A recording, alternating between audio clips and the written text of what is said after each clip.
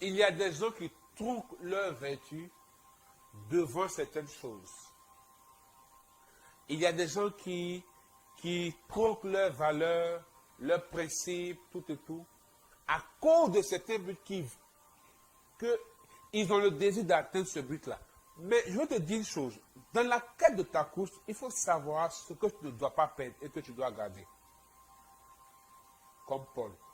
Et pour nous, l'une des choses qui ne doit jamais être effritée, c'est notre foi. On ne doit jamais sacrifier notre foi au profit d'un quelconque objectif. Il faut la garder. Et la troisième chose, c'est achever. Parce que Paul dit au verset 8 que, il dit, désormais la couronne de justice m'est réservée. C'est quand on achève une course qu'on reçoit la couronne. Si tu n'arrives pas au bout, tu n'auras pas la couronne et la récompense. C'est pourquoi, lorsque vous commencez la course et qu'il y a beaucoup d'opposition, s'arrêter n'est pas la solution. Parce que celui qui ne termine pas, celui qui n'achève pas, ne reçoit pas de couronne, ne reçoit pas de récompense. La récompense appartient à ceux qui achèvent, à ceux qui terminent leur course. Donc terminer sa course est très important. Très, très important.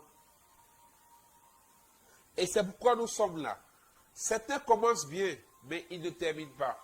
Mais l'une des clés pour terminer, il faut la grâce. La grâce, c'est la faveur de Dieu qui nous accompagne. Puisque la grâce demeure une disposition spirituelle que Dieu nous fait, que Dieu nous donne, et elle est imméritée. Il faudrait que le chrétien quitte le principe du mérite dans sa relation avec Dieu.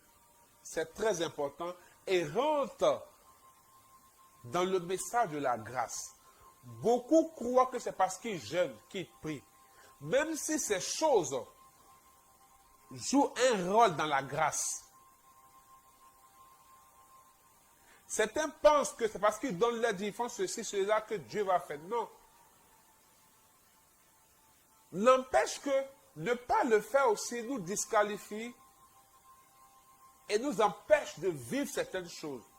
Mais nous devons savoir que nous n'avons aucun mérite, mais c'est par l'amour infini de Dieu.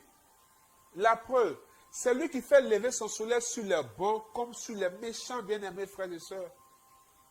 C'est lui qui le fait.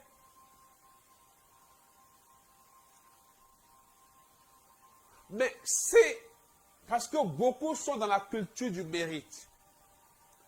Et vous savez, quand tu marches beaucoup dans la culture du mérite, tu commences à occulter la question de la grâce et la réalité de la grâce.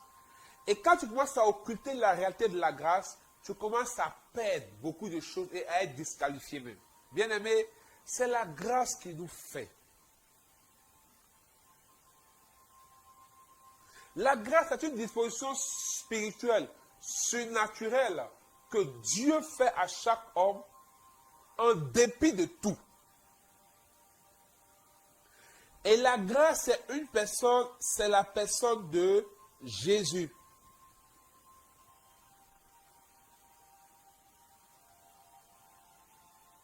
C'est la personne de Jésus-Christ de Nazareth. Bien-aimés frères et sœurs, arrête de vivre comme si Dieu te devait quelque chose. Lorsque quelqu'un rentre dans la culture du mérite,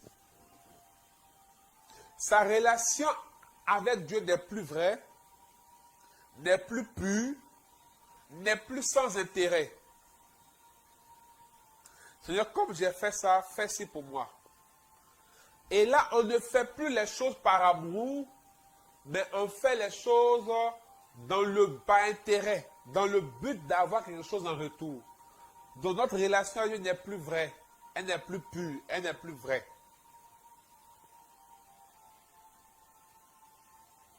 Si les chrétiens, vous savez qu'il y a des gens qui ne sont pas chrétiens, mais qui regardent les chrétiens et ils disent que les chrétiens ne sont pas vrais avec leur Dieu, parce que ils cherchent le mariage, ils cherchent ceci, cela. C'est pourquoi ils font ceci, cela. Et c'est l'une des choses qui font que nos assemblées ne sont plus puissantes aujourd'hui. Où notre vie de prière ne reçoit pas une impactation puissante du royaume des cieux.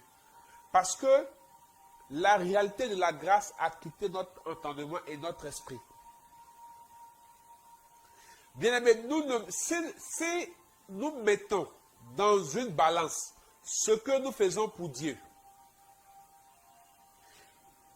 et si Dieu doit regarder ce qu'on fait pour lui, pour opérer dans nos vies, dites-moi, qui d'entre nous pense être éligible à la faveur de Dieu, à la bénédiction de Dieu? Si Dieu doit mettre dans la balance nos efforts et la qualité de nos vies vis-à-vis de lui pour nous bénir, dites-moi, qui peut être éligible à la bénédiction? Personne. Personne, bien-aimés frères et sœurs. Personne. Dites-moi, si Dieu devait peser dans la balance les raisons pour laisser les hommes, pour nous laisser en vie sur la terre, dites-moi, à cet homme qui sera encore sur la terre, si là où nous sommes, Dieu doit peser nos œuvres pour voir qui doit vivre, qui ne doit pas vivre, dites-moi, à cette heure de 18h46, qui serait là, qui peut être encore là jusqu'à 19h? En tout cas, pas moi. Nous ne sommes pas dignes et nous ne méritons rien, je vous assure.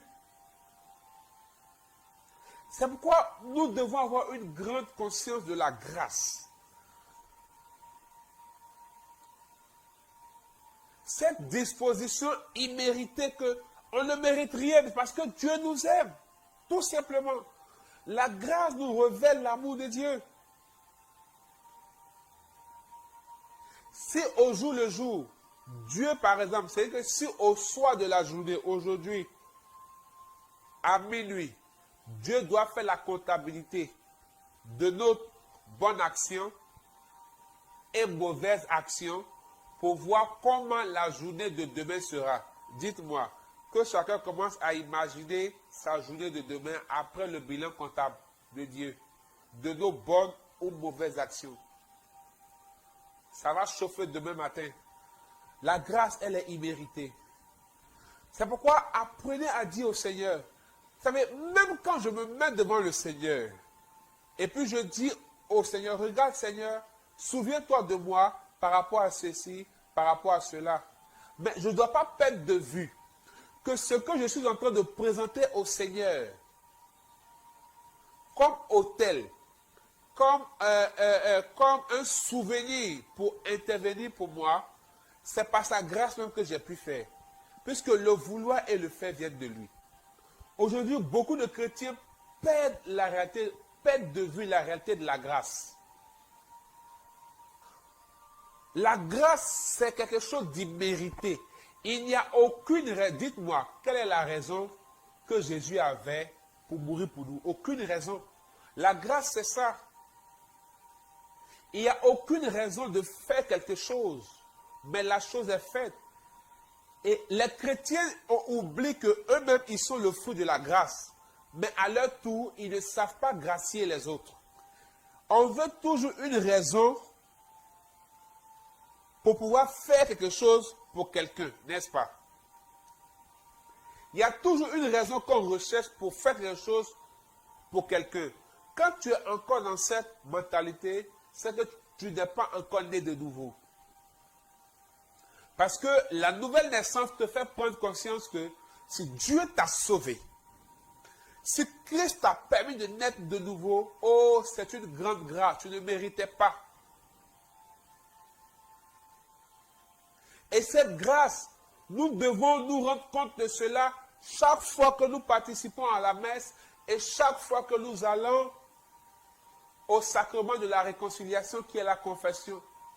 Nous voyons l'amour de Dieu. Chaque jour, il se fait prisonnier sous l'espèce du pain et du vin à la messe. Il se donne à nous chaque jour. nous voyons la grâce, un Dieu si grand. Bien-aimés, prenons conscience de la grâce et arrêtons de penser que c'est par nos mérites. Et je précise que la grâce n'exclut pas les efforts, mais la grâce même vient nous aider à faire des efforts afin de bénéficier de ce que nous devons avoir.